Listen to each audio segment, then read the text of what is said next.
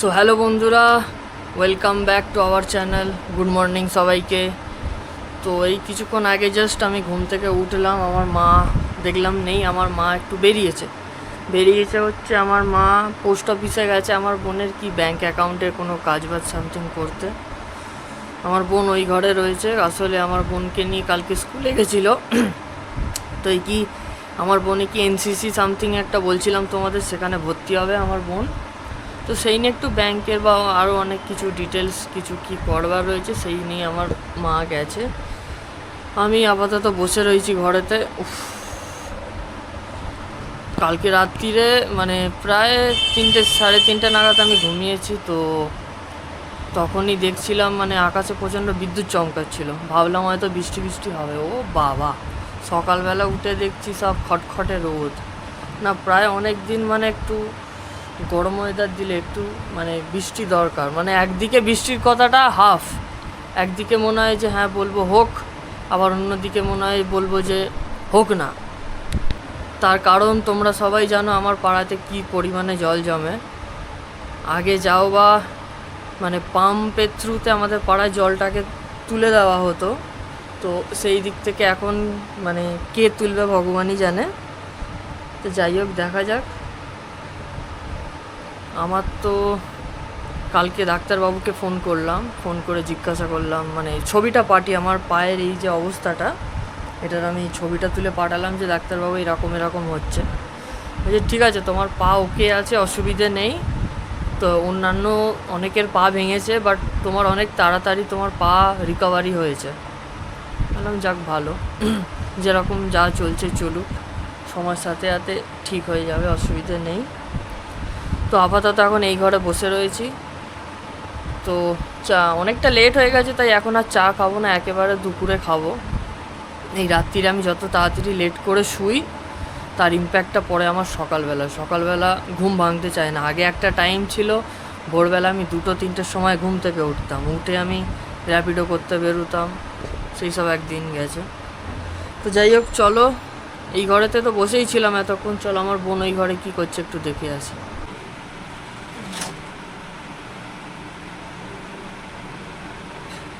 চলো এবার একটু ওই ঘরে যাই।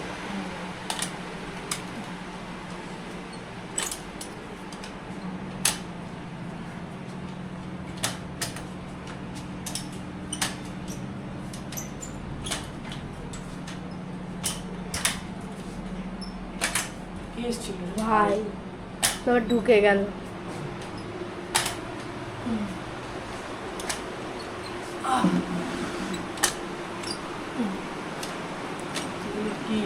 চাও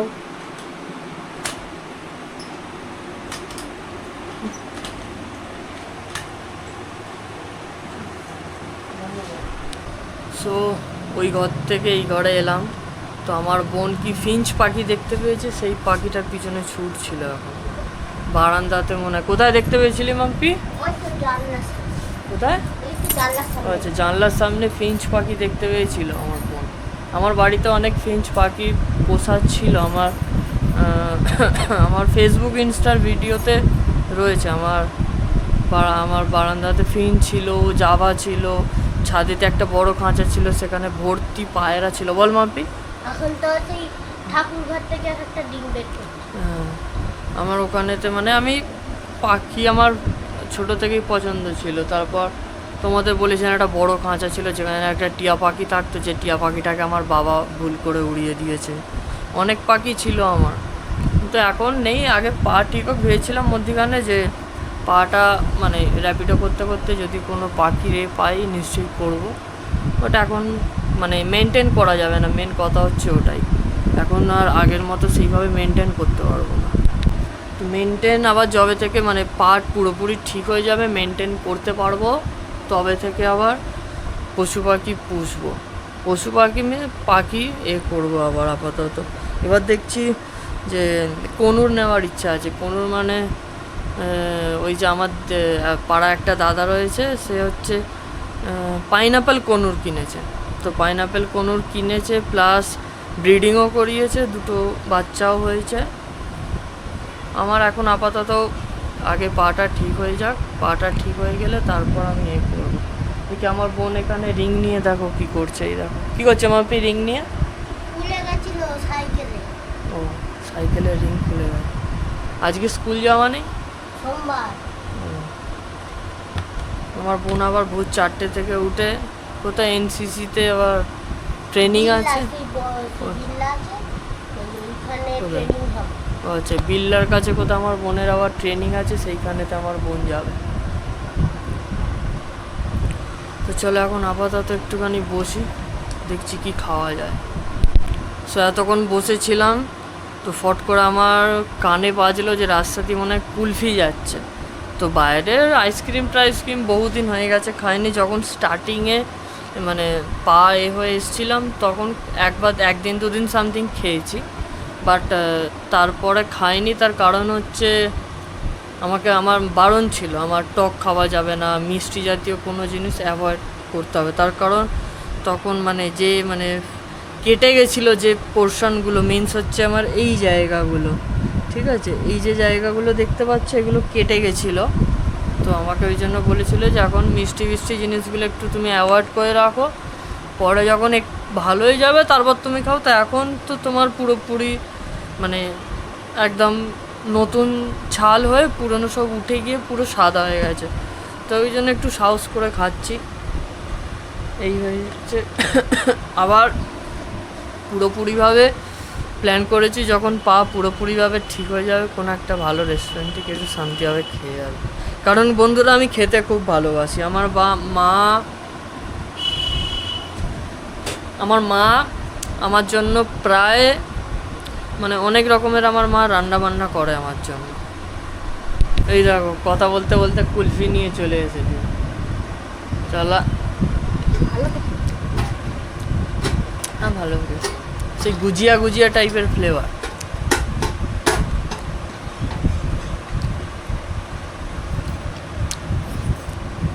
ভাই বোনে তো কুলফি খাওয়াচ্ছে।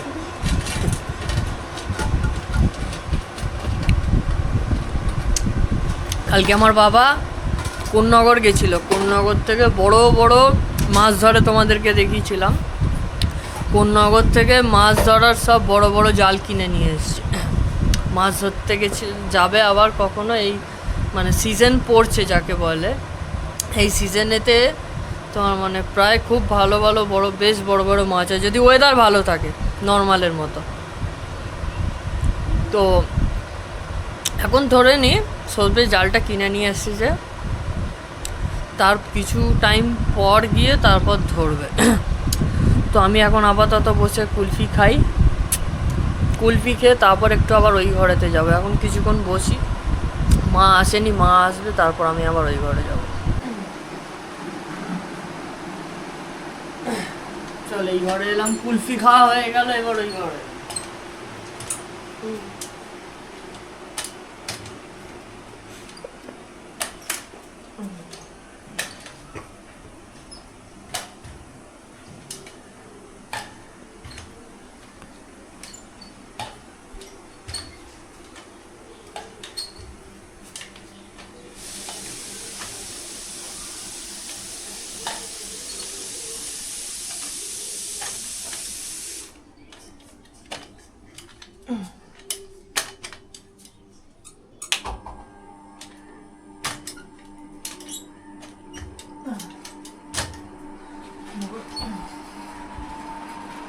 সো ওই ঘরে বসেছিলাম এতক্ষণ।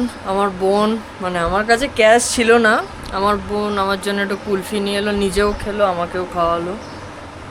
তো এখন ওই ঘর থেকে এই ঘরেতে এলাম, একটুখানি পাটাকে সোজা করে মানে এইভাবে দাঁড় করিয়ে ভর দিয়ে রেখেছি, কারণ সবসময় তার মেঝেতে দাঁড়িয়ে অতিরিক্ত ভর দিতে পারবো না আমি। তার কারণ মানে পায়ের ঠিক এই জায়গাটা আমার ভেঙেছিল, এই যে দেখো এই জায়গাটা, তো এই পোর্শনটাতে মানে খুব বাজে চিনচিন টাইপের করে, মনে হয় যেন মানে কেউ কিছু একটা দিয়ে ওই জায়গাটাতে মানে পেরেক দিচ্ছে বা কিছু একটা মানে ফোটাচ্ছে।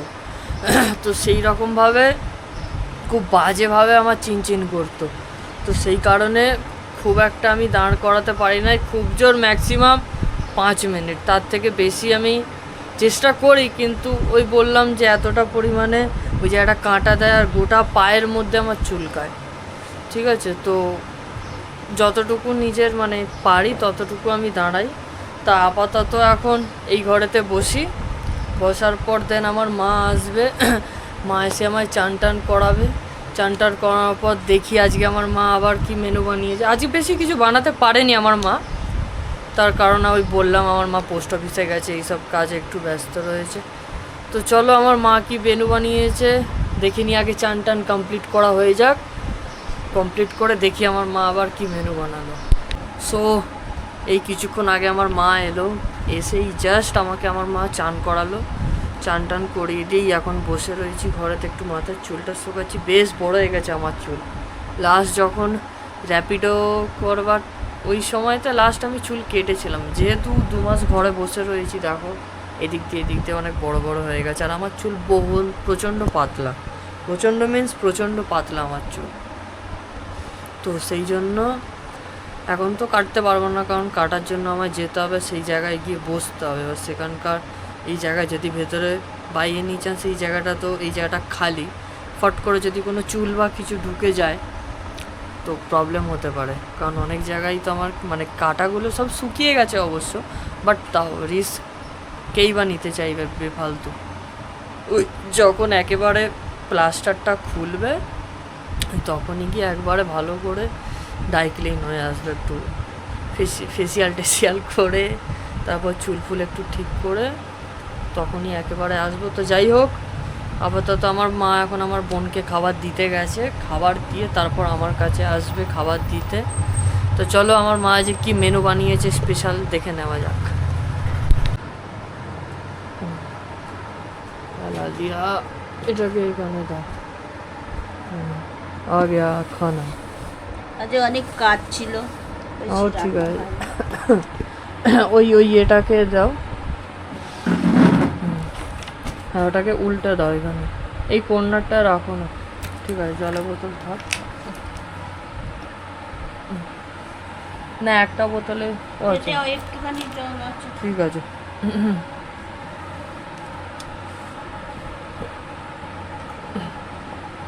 সামনের দিকে করে আসতে হবে।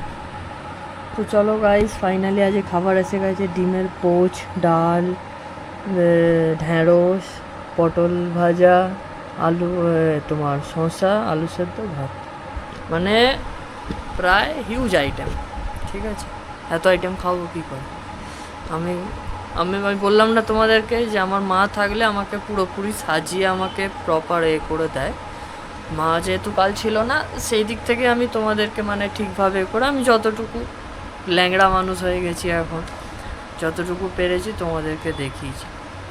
তা আপাতত চলো বন্ধুরা এখন খেয়ে নিই, খেয়ে দিয়ে একটু রেস্ট নেবো, তারপর বিকালে দেখা করছি।